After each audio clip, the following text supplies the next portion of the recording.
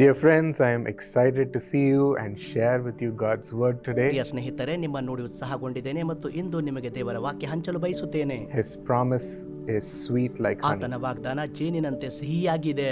and we are going to drink it in as per Deuteronomy 28:1. ಧರ್ಮೋಪದೇಶ ಕಂಡ 28:1 ಪ್ರಕಾರ ನಿಮಗೆ ತರಲಿದ್ದೇವೆ.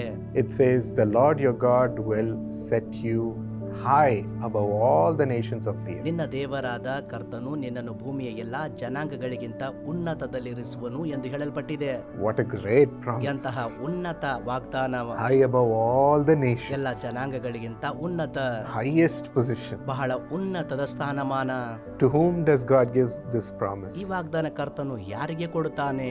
If you fully obey the Lord your God ನಿಮ್ಮ ದೇವರಾದ ಕರ್ತನಿಗೆ ನೀವು ಪೂರ್ಣವಾಗಿ ವಿಧಿಯರಾದರೆ, and carefully follow all the commands that he gives. ಆತನು ಕೊಡುವ ಎಲ್ಲ ಆಜ್ಞೆಗಳನ್ನು ಎಚ್ಚರಿಕೆಯಿಂದ ಕೈಗೊಳ್ಳುವಾಗ, This is what is seen in the first part of that verse. ವಾಕ್ಯದ ಪ್ರಥಮ ಭಾಗದಲ್ಲಿ ಇದನ್ನೇ ನೋಡುತ್ತೇವೆ. A heart which is aligned with the Lord. ಕರ್ತನೊಂದಿಗೆ ಇರುವಂತಹ ಹೃದಯ, Always asking, am I doing the right thing, Lord? ಕರ್ತನೇ ನಾನು ಸರಿಯಾದದ್ದನ್ನು ಮಾಡುತ್ತಿದ್ದೇನೋ ಎಂದು ಕೇಳುವುದು. Am I pleasing you, Lord? ನಿನ್ನನ್ನು ಮೆಚ್ಚಿಸುತ್ತಿದ್ದೇನಾ ಕರ್ತನೇ? Am I selecting and doing this as per your will? ನಿನ್ನ ಚಿತ್ತದ ಪ್ರಕಾರವಾಗಿ ಇದನ್ನು ಮಾಡುತ್ತಿದ್ದೇನಾ? Do you want me to go to this ಈ place? ಸ್ಥಳಕ್ಕೆ ನಾನು ಹೋಗಬೇಕೆಂದು ನೀನು ಬಯಸುತ್ತೀಯಾ? Do you want me to take care of my family member in this ಈ way? ರೀತಿಯಾಗಿ ನನ್ನ ಕುಟುಂಬ ಸದಸ್ಯರನ್ನು ನೋಡಿಕೊಳ್ಳಬೇಕೆಂದು ನೀನು ಬಯಸುತ್ತೀಯಾ? Always asking the Lord, what should I do? ಏನು ಮಾಡಬೇಕೆಂದು ಯಾವಾಗಲೂ ಕರ್ತನಿಗೆ ಕೇಳುವುದು. God loves such a person. ಅಂತ ವ್ಯಕ್ತಿಯನ್ನು ದೇವರು ಪ್ರೀತಿಸುತ್ತಾನೆ.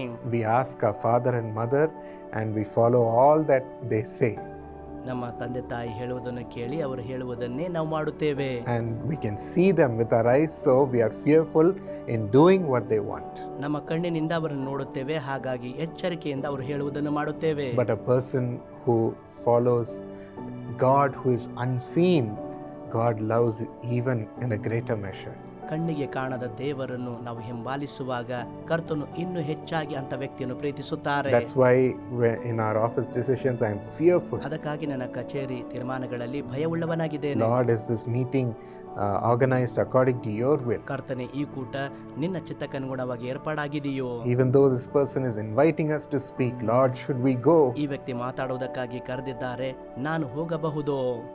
Decision for this staff member, is it correct, ಈ Lord? ಸಿಬ್ಬಂದಿ ಸದಸ್ಯನಿಗಾಗಿರುವ ತೀರ್ಮಾನ ಸರಿಯಾಗಿದೆಯೋ? Even though there are so many factors, ಅಲ್ಲಿ ಬಹಳ ವಿಷಯಗಳಿದ್ದರೂ ಕೂಡ the most important factor is if the Lord is pleased by ಬಹಳ it. ವಿಶೇಷವಾದದ್ದು ಕರ್ತನು ಮೆಚ್ಚುತ್ತಾನೋ ಎನ್ನುವಂಥದ್ದಾಗಿದೆ. If he is pleased, there is a blessing in it. ಆತನು ಮೆಚ್ಚುವಾಗ ಅದರಲ್ಲಿ ಆಶೀರ್ವಾದವಿದೆ. So we should fear to do something without God's direction. ದೇವರ ಮಾರ್ಗದರ್ಶನವಿಲ್ಲದೆ ನಾವು ಮಾಡುವುದಕ್ಕೆ ಭಯವುಳ್ಳವರಾಗಿದ್ದೇವೆ. Such a person's heart who's aligned with the Lord says, ಅಂತ ವ್ಯಕ್ತಿಯ ಹೃದಯ ಕರ್ತನ ಹೃದಯದೊಂದಿಗೆ ಇರುವಾಗ ಕರ್ತನು ಹೇಳುತ್ತಾನೆ, I'll set you high above all the nations of the earth. ನಿಮ್ಮನ್ನು ಭೂಮಿಯ ಎಲ್ಲಾ ಜನಾಂಗಗಳಿಗಿಂತ ಉನ್ನತದಲ್ಲಿರಿಸುವೆನು. Not giving a position of president or prime minister, ಪ್ರಧಾನಮಂತ್ರಿ ಅಥವಾ ಅಧ್ಯಕ್ಷರ ಸ್ಥಾನ ಕೊಡುವಂತದ್ದಲ್ಲ, that may also come. ಅದು ಕೂಡ ಬರಬಹುದು. But the main thing is God gives you great honor above all people of this earth. ಈ ಭೂಮಿಯ ಎಲ್ಲಾ ಜನರಿಗಿಂತ ಉನ್ನತ ಸನ್ಮಾನ ಕರ್ತನು ಕೊಡುವನು.